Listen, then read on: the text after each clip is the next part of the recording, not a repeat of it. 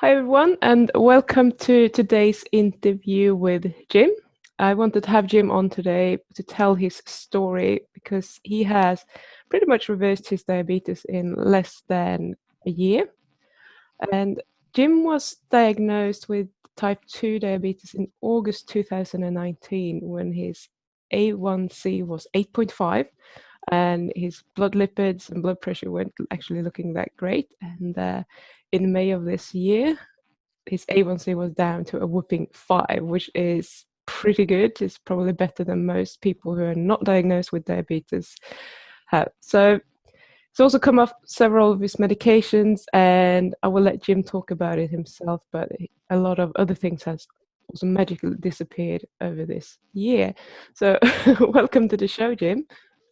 Hi, thank you. So, You here? yeah, absolutely. Cool. I would love to hear a little bit about, what your life was before the diagnosis, what you were eating, if you ever thought about the possibility of your diet, causing any kind of health issue for you, and if you were worried at all, or if you were just living in ignorant bliss, pretty much. Well, my wife is a physical therapist, Right. and she has a lot of medical training, and she would kind of nag at me a little bit about my diet and lack of exercise. But I was good until I got to about age 54, 55. That's when I started having problems. Yeah. And my my triglycerides, um, they'd been running over 400 for quite a few years. So I'd been on a triglyceride lowering medicine called fenofibrate, Yeah. but that was my only problem that I was aware of. And then in 2018, I started having lots of small problems, but I knew something was wrong. Like I had reoccurring gout in a toe, and I had many skin tags. I've since found out that skin tags, especially in your armpits, are a sign of diabetes. I did not know that. I had like 20 of them appear overnight in one armpit. Wow. And I fly from the US, where I live, to India for work a few times every year. When I do that, my ankles and legs swell up significantly. And in 2018, I flew to India, and when I got home, I was home for about 3 months, and I noticed my one leg had never returned to its original size, Okay. and I got a very large bruise on my shin from that. So I waited about 6 months because I'm a guy and we don't go to doctors right away. Yeah. And when I finally went to my doctor, he couldn't figure out what the problem was. Um, Since then, I've also found out that bruises and skin problems are very common with diabetes. Yeah. And I almost feel like my doctor should have recognized that at the time, but he didn't. Um, so then I went on. Eventually, I found a very cheap um, blood work program that I could do through my work. It was only like $100, and they tested my A1C, my triglycerides, my cholesterol, and that's when I found out that I was diabetic. Right. Wow. Okay. Were you I surprised did, at all? yeah, and I didn't know I knew nothing about diabetes when I was diagnosed, but I could tell something was wrong because I had so many chronic nagging little problems. Yeah. I'd also passing kidney stones. I'd never gone to a doctor about that, but the kidney stones are very, very painful when you pass those. I can imagine. Yeah. Um, yeah, I had some other issues, but I guess that's enough of an outline for you to get the idea. Yeah. So so you were diagnosed with diabetes, and from there you did what? How did you even find the low carb diet, and did you ever have any doubts about it, because I remember, I mean, this was many years ago, but the very first time I tried a low carb, high fat diet, I did it because I wanted to lose a little bit of weight, and I had like Hmm. phantom pains in my heart and thinking, oh my God, I'm going to die from a blood clot because I'm eating so much fat. Hmm. Did you go through any of that? Oh yeah. I didn't know what to do when my doctor gave me the American Diabetes Association eating guide to follow. Yeah. And I looked at it, and basically that is a list of many foods that diabetics should not eat, and they tell you just to eat it in moderation. Yeah. And I looked at it and I thought, this doesn't make any sense because my caloric intake wasn't that great, wasn't very high Right. before. And I was still gaining weight, and I could not figure out why I was gaining weight when I didn't exercise, but I wasn't eating a lot of food either. So I thought, I think I need to do something pretty radical. And I happened to find a group on Facebook that promoted low carb, high fat, and they had food guides.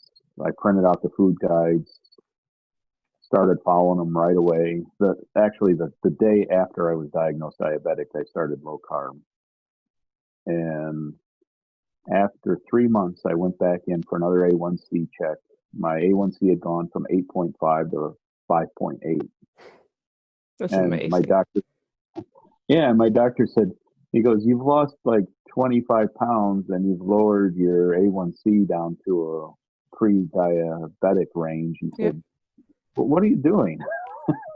And I said, I'm not following your advice at all. I'm doing carb. And then 6 months later, when I went back and my A1C was 5.0, we spent almost the whole checkup discussing my diet because That's he's good. quite surprised. Yeah. Yeah. And That's I don't have any problem with any of my diet, which okay. surprised me. It's like, why doesn't he suggest that to other patients then? Yeah. Probably not allowed to, or scared that he will lose his license, etc. Yeah, I think that might be part of it. Unfortunately, it's sad, especially when you have an open-minded doctor like him that is actually genuinely interested in what you're doing. You just Mhm. wish that they would take that step, and maybe he will. Who knows? Yeah. So, I've since been reading books by Dr. Jason Fung mm, and Dr. Barry, okay. and I feel very confident that this is the right thing for me to do. So I don't plan to ever change. Well, it seems to be working very well, I would say. So I have no reason to change. Yeah. But that's cool. So I always ask my or most guests anyway about food addictions. I'm just wondering, did you have any problems coming off of the carbs, or were there any specific foods that you were missing a lot when you just swapped to low carb diet? Did you have any problems in that area? Um, Carbs, no. I sort of miss eating traditional pizza, Mm-hmm. but that's about the only thing I really miss carb wise. But I was a big soda pop drinker. I don't know if you call it soda pop in New Zealand or not, but we call it soda pop here, Yeah. like Coke and Pepsi. And that was very difficult to give up. I I still drink some soda. It's called Zevia, and I don't know if they sell it where you're at or not, but I don't it know. doesn't cause it doesn't cause a spike. It's sweetened with stevia, Yeah. and fortunately, stevia doesn't spike me at all. So I do have 2 or 3 cans of that a day, and it satisfies my soda urges. They do have some that has caffeine in it. I stay away from that, and I stay away from some of the flavors that are um, foods that are on the banned list for the diet that I follow. Yeah. But they have a root beer flavor, and I enjoy the root beer and a couple other flavors, lemon lime. So Yeah, I like root beer. I haven't had that in, I don't know. It just like popped up now because that's so uncommon.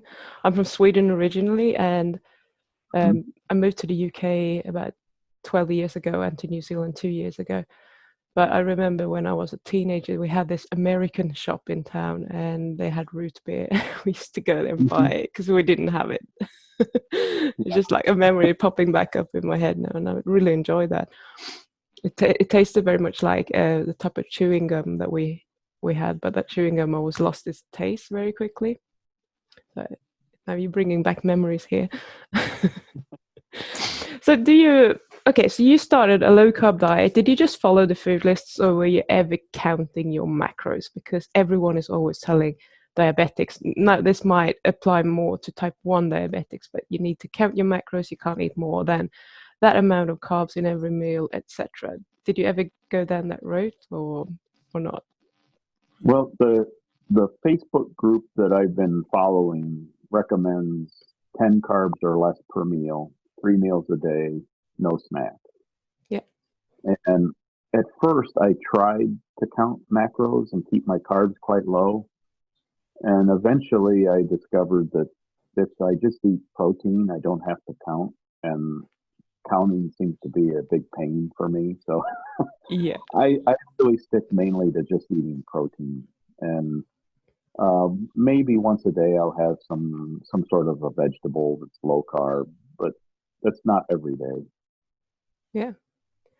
That sounds like a dream to many diabetics, I think. Oh my God, do I not need to count? That's perfect. It's too much work for me. I just Yeah. can't do it.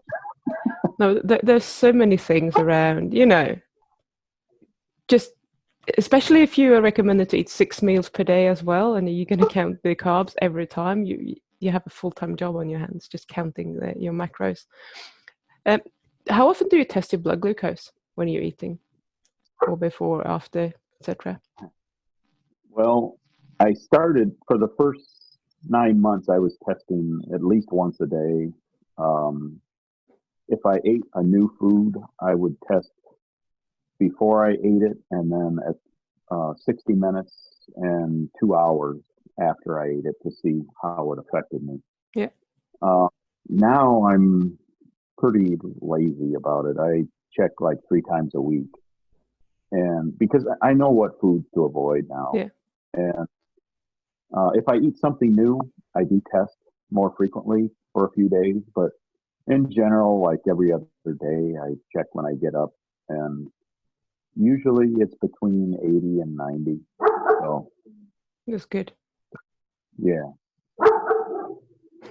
My shepherd is talking to the neighbors.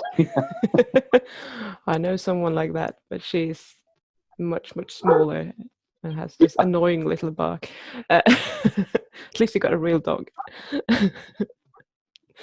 So, okay, so you just thought, I can't be bothered with all these vegetables. It's much easier to eat protein. I don't have to test so much. But a lot of the time, I hear this so often. You need to eat a ketogenic diet. It needs to be high in fat and moderate or low in protein. Otherwise, you will spike your blood glucose. But you haven't found that to be true if you are overeating on the protein, or what's happening? You're not the first person to bring that topic up, and I haven't seen any problem with eating a lot of protein. Interesting. None. And I don't know if I've just been lucky or what. I can't explain it yet. I don't understand a lot of things well to explain it yet. Sorry, you broke up a little bit. Can you say that again? You don't understand? I don't understand many things about the diet and whatnot to be able to explain it, but I have not seen any negative side effects of eating high protein. Yeah. No, I think it's the theory, or it might be true for some people. I don't actually know that gluconeogenesis will kick in when you're eating too much protein and then turn that protein into sugar and therefore raise your blood glucose.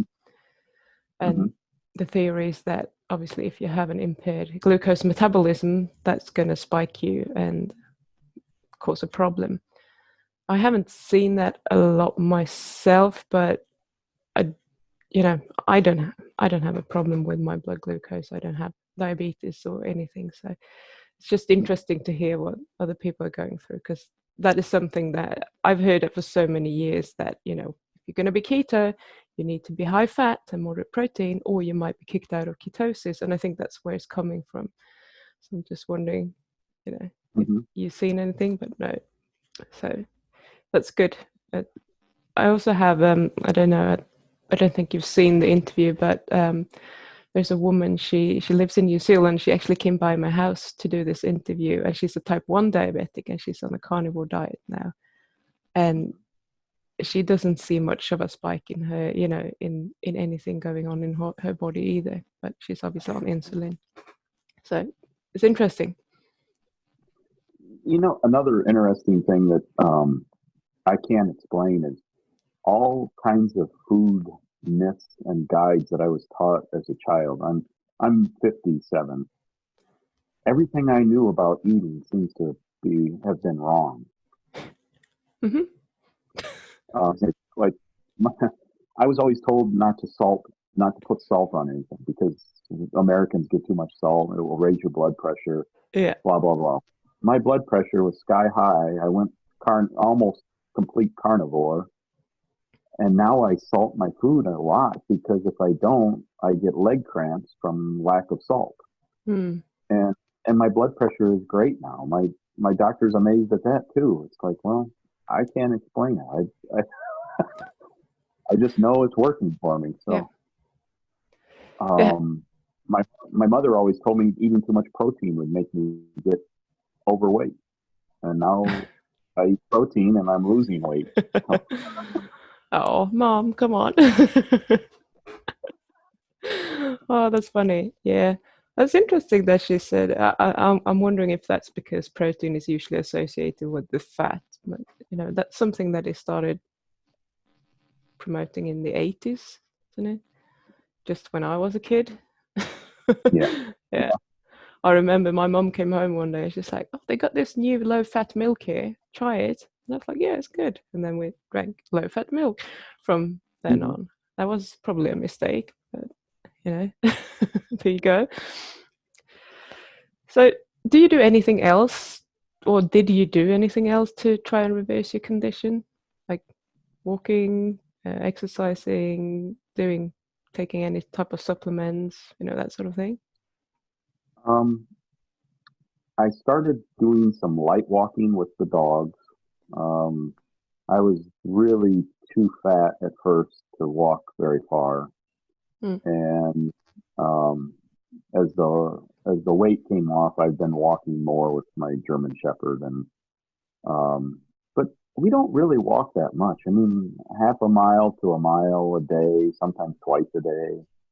Yeah. If the weather's nice. It's not that much, and it's not strenuous at all. We just go out for a stroll. Yeah. I do take some supplements. I take vitamin D3, and I tried some of the other things that, what are they called? Root supplements. I think they're called bitter melon and Ceylon cinnamon. Neither one seemed to do anything for me, so I stopped taking those. I take a multivitamin, and let's see, I know I have one other supplement. What is it?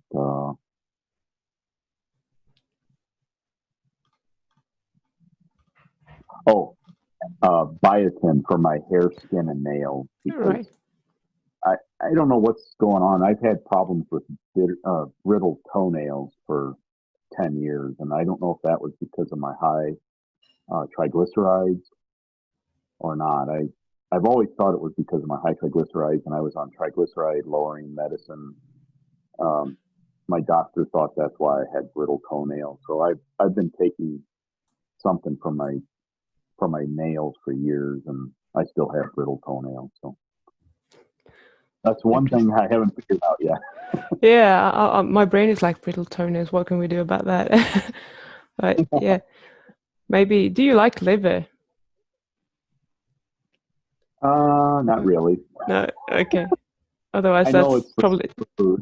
Yeah, it's probably the best supplement you can take. Otherwise, but I'm always for, you know, if you don't like it, if you would struggle to eat any type of food is not going to be sustainable for you. So Yeah. maybe stick with the biotin and see if it helps. Could also be, you know, I don't know. Um, you're obviously losing weight now, but I'm wondering if it could be related to a lowish thyroid or something like that as well. But Mhm. things seems to be moving for you, so maybe your toenails are just delayed and they will actually catch up soon. Yeah. Well, we can hope that. Yeah. Yeah. And that's been, we haven't really discussed here. I've gone from 270 pounds to 192. I don't know what that is in kilograms. You probably use kilograms where you're at, but I do, but most of my viewers yeah, don't, so it's fine. They will be able to relate. but I'm kind of really excited now because another 15 pounds and I'll be back at my weight when I was 20 years old, and that'd be Wow. great. Yeah, that's quite an achievement in, you know, a year. Yeah. I'm always amazed. I mean, I know that you had a lot of weight to lose, but I'm always amazed that people that just like lose over 100 pounds in a year. I'm like, what? How on earth are you doing that?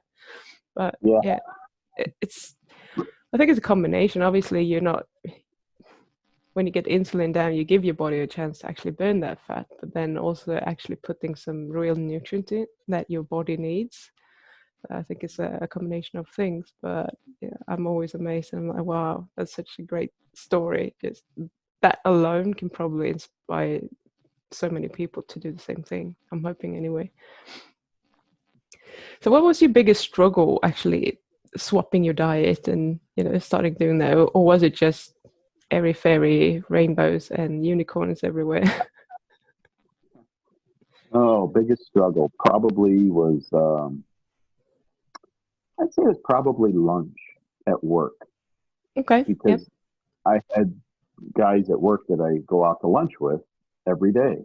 And the day I was diagnosed, I went out to lunch with them and I said, "Boy, this morning I got some really bad news. I'm diabetic." And I said, "I'm not sure I can go out to lunch with you anymore. I think I'm going to have to start packing a lunch." And I said, I don't know. I don't even know what to eat now." Yeah. And the guys all looked at me and they said, "Well, what's the big deal about being diabetic? We're diabetic." Oh no. Yeah. Oh. Oh God. Have you managed to get them into a different type of diet as well, or did it? No, I'm quite disappointed. They occasionally, when we go out to lunch now, they'll say, like, they'll have me order first, and then they'll say, "Well, we're just going to eat exactly what he's eating because he knows what he's doing." But they're not too careful with their diet. So, Oh, that's sad. and they won't discuss their A1C with me either. Like, I'll tell them, "Hey, my A1C was 5 this time." They just say, "Well, we're not going to talk about that." Still in denial. Nah, we don't want to deal with that. Well, Yeah. hopefully, when you lose even more weight and get more healthy, maybe some of them will, you know, be curious. Maybe want to try something. That's what Yeah. I'm hoping. Now, I don't know how New Zealand is right now, but we're still in the midst of the COVID crisis and we Yeah. have to wear masks here. Oh God. And yeah, a couple of times here recently, I've gone to stores that I shop at somewhat frequently.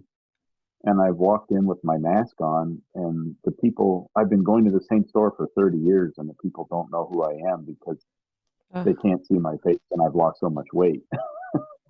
Which Well, that's a compliment. yeah, it is. So, okay. I want to talk about a few things. So you said you had gout, you have those skin tags, bruises, dry skin.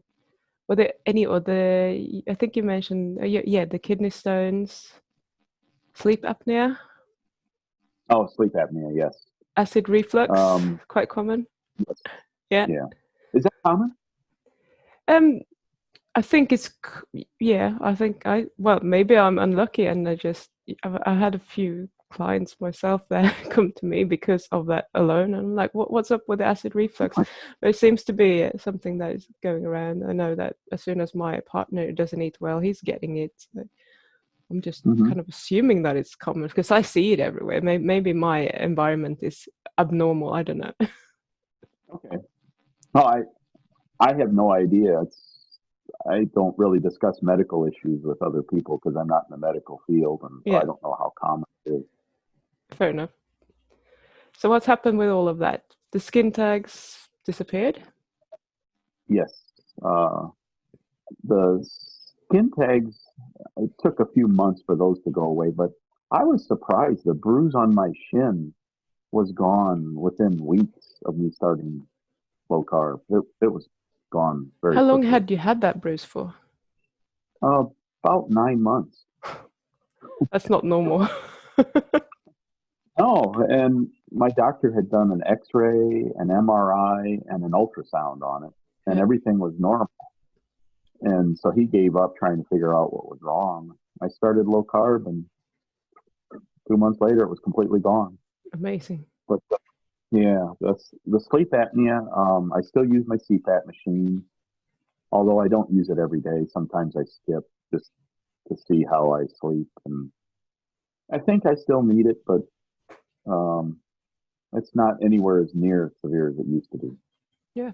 My wife always used to wake me up in the middle of the night because she said I was snoring so loud, and then I stopped snoring, and she thought I'd stop breathing. And she woke up again. well, yeah. And now I take my CPAP machine off completely during the night sometimes, and she doesn't even realize it. So I must not be snoring like I used to. Well, that's good. I think that's about it for the other physical issues. I passed 2 kidney stones and didn't know what the cause of that was, but now that I've read about diabetes and whatnot and getting your A1C under control, I feel pretty confident that the kidney stones were as a result of my kidneys not functioning right because of my high A1C. All right. And the gout? Non-existent? No, it went away very quickly as well. Cool. So what else was there? Yeah, the skin, dry skin. Is that an issue at all anywhere?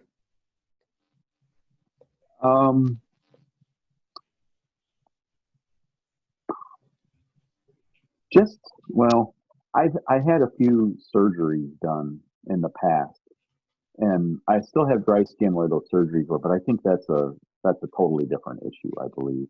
Okay. But I had really dry skin on my legs and feet, and I bought all kinds of diabetic foot lotion for dry skin and whatnot, and none of it did any good. And now I don't even use that cream. The flaky skin is gone. That's great. So I was thinking because dry skin, if you had that and you still have brittle toenails, all of those kind of thyroid issue things, trying to piece things together. But yeah, I would be interested to hear what's happening with your toenails in, let's say, 6 months' time. They grow very slowly, mind you. Yeah, I know. Fascinating. I'm getting into toenails here. Everyone's going to be like, "Oh my God, what are you doing, Pim?"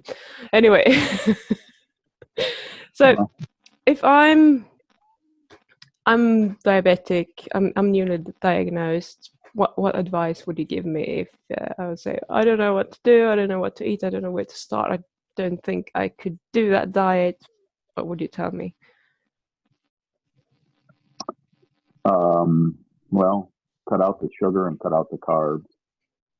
You've got to keep your carbs really low and realize that sugar and carbs are in many things that you might not realize. Like fruit is nature's candy, and basically fruit is not permitted in the diet that I follow. I never really cared for fruit that much, so that wasn't a struggle for me at all. But I know I read about other diabetics on Facebook, and their biggest struggle seems to be fruit and oatmeal and bread. You know, those are the three things they just can't give up. And fortunately, I've never really liked any of those three things, so that's not a struggle for me. But you're Unless it's in smiling. You pizza must form. have, yeah, yeah, that's true. And I have found keto-friendly pizza recipes. It's a lot of work, Yep. so I've only made it a couple of them. It's okay. It's not like the old pizza, but there's many substitutes though too. Like if your big weakness happens to be ice cream, there is a diabetic friendly ice cream that you can make. It's really simple to make. It uses heavy whipping cream and cocoa powder and vanilla extract, and it's super simple to make. You have to find substitute foods for the things you're craving until you get over those cravings. I don't I don't crave too much of the foods that I used to eat now. I mean, yeah, I still miss pizza, but it's not like I sit around and think about pizza every day now like I used to. Yeah. Well, the struggle is real when you have cravings. It's hijacking Yeah, your mind, and that's all we can think about. But yeah. I do also eat high cocoa chocolate. It's 85% or higher chocolate, and yeah, exactly. Uh, at first, it's very much an acquired taste. It's not that good, but after not having anything else that's sweet for almost a year, 85% chocolate tastes pretty good. And I don't eat a lot of it. I have like a little square or two a day, and that's it. I'm a sugar addict, but if I have an 85% chocolate bar in my fridge, and even when I'm like really eating, when I have a lot of cravings, that chocolate bar would probably last me 2 weeks or something because it's so horrible to eat it. And I would just go and eat a bit and I'm like, oh, I don't like it. But the brain is still telling me you need to eat it because it's chocolate and it should taste good, and it never does. So I don't think I would ever get used to that dark chocolate with so little sugar in. It's just not for me. I understand that. Yeah, the first couple times I had some, I almost spit it out, thinking it was so horrible. Yeah. It's really bitter, and yeah, some people just like that, and good on you if you do like it, because that's probably one of the better substitutes that you can have if you like chocolate and you actually like the bitter kind of chocolate. It's perfect. Hmm. So anything else that you would recommend someone new to do, think about?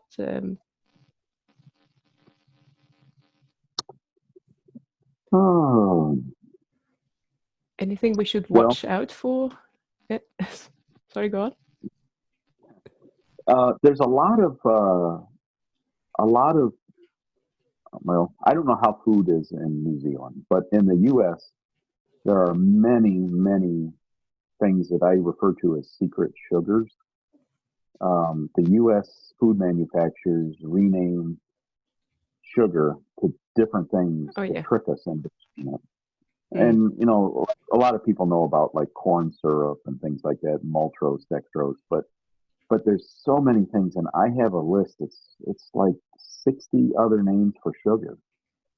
And when you first start out as a diabetic and you're trying to avoid sugar, I actually printed that list out and took it with me to the grocery store as I was going shopping because I would check every label, and it took me forever to go Yeah. grocery shopping.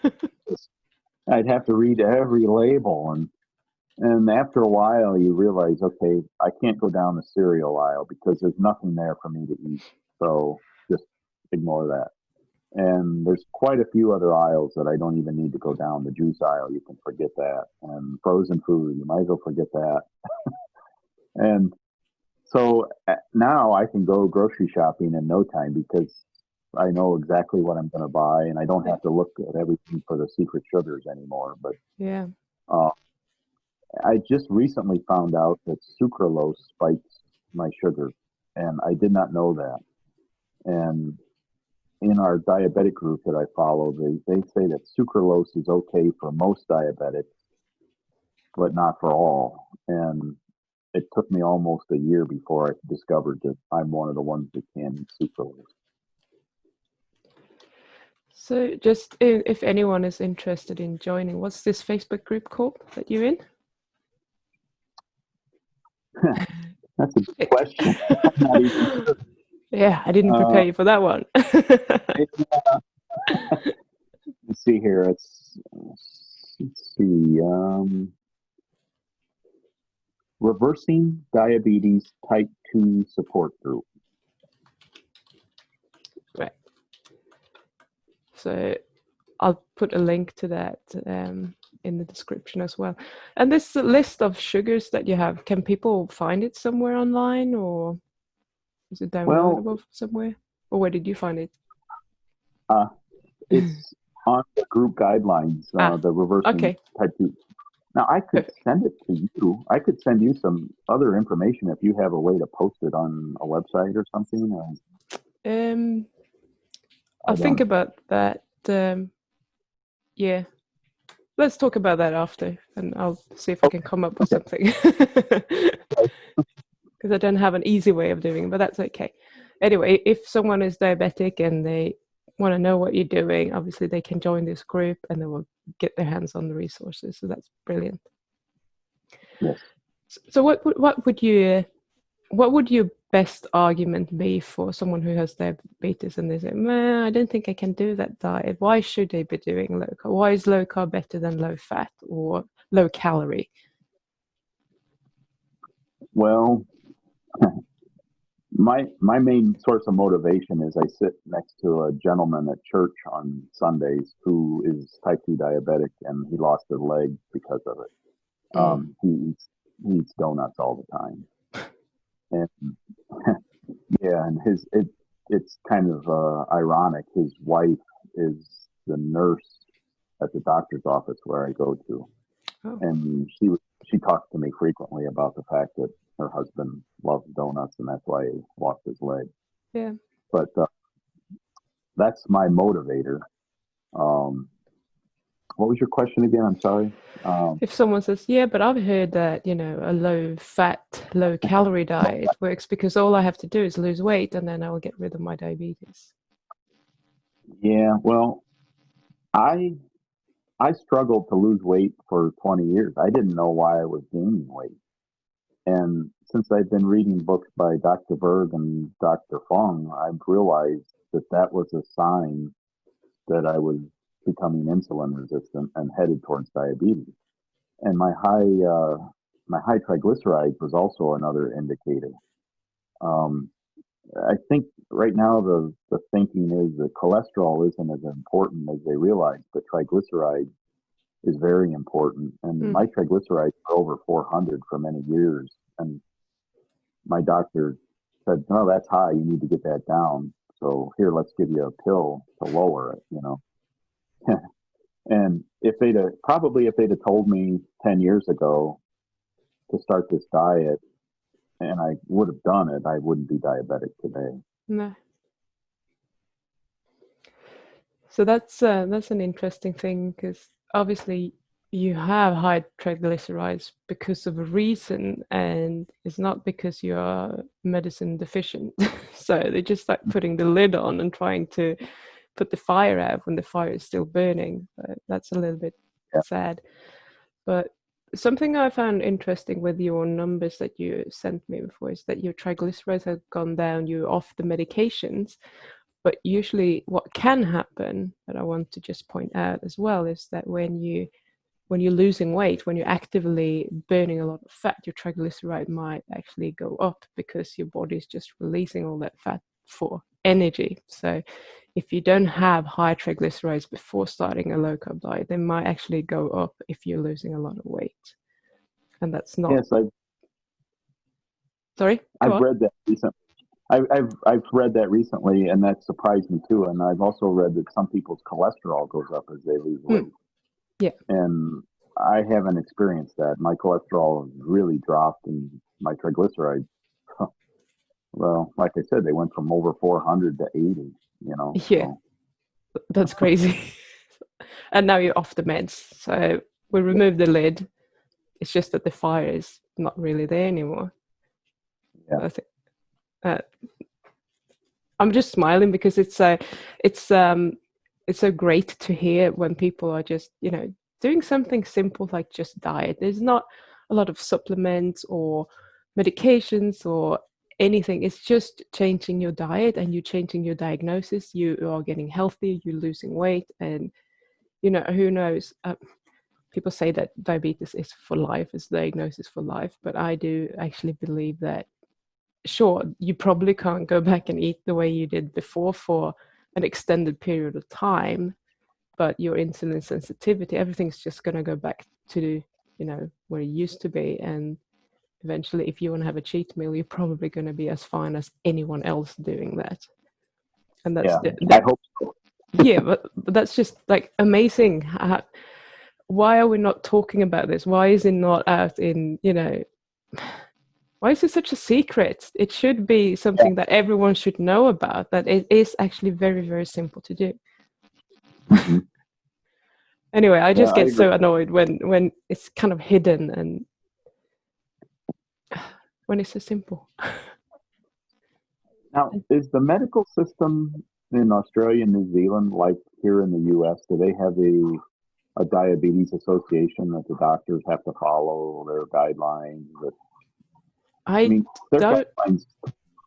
yeah, I mean, I've Go ahead. only been here for a couple of years, but I don't really know. I mean, they have the New Zealand Diabetes Association, which is bullshit. Huh? They're not good at all. I was looking at their website before, and their diet suggestions is like, have a pumpkin soup for lunch, and it's 250 calories, as if anyone's going to be full from that, and then it's 60 grams of carbs, and I'm thinking, what the hell are you doing?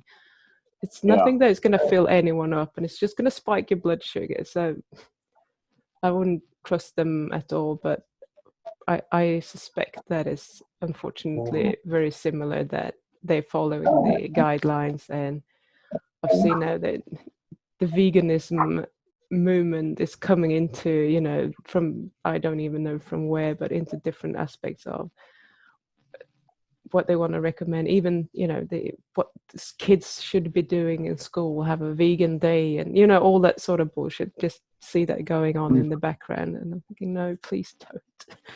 Low fat vegan, and it's all just totally opposite to what's actually working best and what provides you with most nutrients. Yeah, I think it's probably very similar. I still think the American Diabetes Association gets money, sponsorship money from food companies to give out bad advice. And doctors here have to follow that advice, whether they really agree with it or not. And Yeah, unfortunate. it's funny. I was interviewing. Do you know who Belinda Fettke is? No. No. Okay. So she, her husband was a doctor, and he was literally amputating limbs from diabetics in Australia, and he started recommending that people should cut out sugar from the diet, and they didn't like that. They tried to have him, banned, and they didn't allow him to speak about diet at all. And she's been doing a lot of research for 6.5 years now, and it's a little bit like the whole Tim Noakes in South Africa story, that they're just trying to shut him down. And I interviewed her a couple of days ago anyway, and there's guidelines are very heavily influenced by the 7-day Adventists and their religious beliefs, and they're just kind of sneaking in everywhere, and it's very interesting. So that interview will come out a week before your interview. So yeah, watch it. It's kind of enlightening, and she really knows what she's talking about. I'm not very good at that sort of thing. I'm more of interested in like the biochemistry and the nitty gritty, whereas she's doing the other work, which is really, really important. I think that kind of we know about these things so that we can at least make an informed decision. If you want to be vegan for whatever reason, be it, but don't think that that is because it's the most healthy diet on earth. That's Yeah. Yeah. Anyway, we're definitely going off topic here. But, I'm starting to become a female Harry. Harry is another guy that's been on here and part of the community, and he likes talking and following all the strings to all directions. He's lovely. So yeah, I think that was pretty much all the questions I had for you, actually. So Okay. unless you have something else that you want to add or ask me or whatever, good to know stuff. I don't have anything else to add. No? Well, I guess one thing. Yeah. I was, like I said, I was really too fat to really do much exercise at first. Mm. And the first couple of weeks, I was losing a pound every other day. And I didn't understand. Well, I kept thinking my scale must be broken. There's something, I can't lose a pound a day or every other day or whatever. Yeah. And something's wrong. Well, here it was inflammation. Yep. I had retained water. My body had retained so much water, and as I shed the water and everything, I just realized just today, actually, that I probably need to start wearing shoes that are a half a size or a size smaller because my feet have shrunk so much. And Wow. I never would have thought of that. You know, it's like, who thinks about their feet shrinking? But it was, my feet were inflamed, and now they're not. That's wow. Yeah, and that wasn't just gout; it was inflammation as well. Yeah. Yeah. And That's amazing. I was a year ago, I was wearing 2XL size men's shirts, and my wife just bought me a medium shirt the other Huh. day and brought it home and it fit. It's like, wow, what a change in a year, you know. Yeah. Expensive to get new clothes though. Yeah, well, that's why the wife bought it for me, because she knew I wasn't going to buy new clothes. I just keep tucking my shirts in and I'm gonna live in this tent. Well, that's awesome. But in the end of the day, I am pretty sure that you actually, when we're talking about eating, some people would probably be worried about eating a lot of meat would cost a lot of money, but you're talking about diabetic foot creams and all other things. I bet you're saving quite a lot of money by just changing your diet. Definitely. And I was drinking a lot of soda, which isn't cheap here. I don't know what it costs there, but I've eliminated that. Eliminated a lot of junk food, and a lot of junk food, you eat it and then 2 hours later you're hungry again. Mm-hmm. And today for lunch, I had, breakfast today was 3 scrambled eggs and some bacon. Yum. And lunch was 2 bratwursts, and I don't know if you know what a bratwurst is. It's like a healthy hot dog, sort of, I guess, and some yogurt. And I mean, the volume of food that I'm eating is half what I used to eat. So even though, it's more expensive on a per pound basis, I'm not eating very much of it. Yeah. 3 eggs and bacon, that's probably $2 breakfast. So yeah, maximum. Well, I don't know. Depends on where you live, I suppose. Where I live now, meat is actually quite cheap, but I used to live there on the West Coast, and that's much more rural and it's much more expensive. So totally depends. But yeah, it isn't. A while ago, maybe not quite a year ago, but not far off, I made a little video, maybe half a year ago, about how you can actually eat a full carnivore diet, get everything you need for, maybe, I think I said $3 US dollars per day. And it's not that hard. If you just go to your butcher, you ask for, you can buy lean meat, for example, that isn't actually grass fed, and that's fine. And then you go to the butchers, you ask if they have any grass fed beef offcuts, like the fatty offcuts, for example, and you just kind of engineering your own food. And that's going to be very cheap if you can be bothered doing that. If not, fine, that's your call. But there are ways of making this very, very cheap, actually. yeah. just wanted to get that out there. So don't let costs,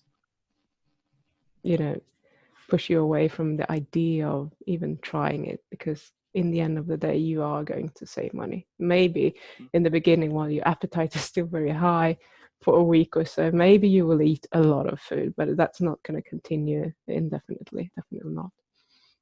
Yes, I agree completely. Okay, Jim, thank you so much for doing this interview. I think, and I hope that this has been helpful to some people, and maybe we have been able to get someone to consider doing this rather than something else, and just your results literally speak for themselves. Everything is going in the right direction, and it's very good to see. Thank you so much.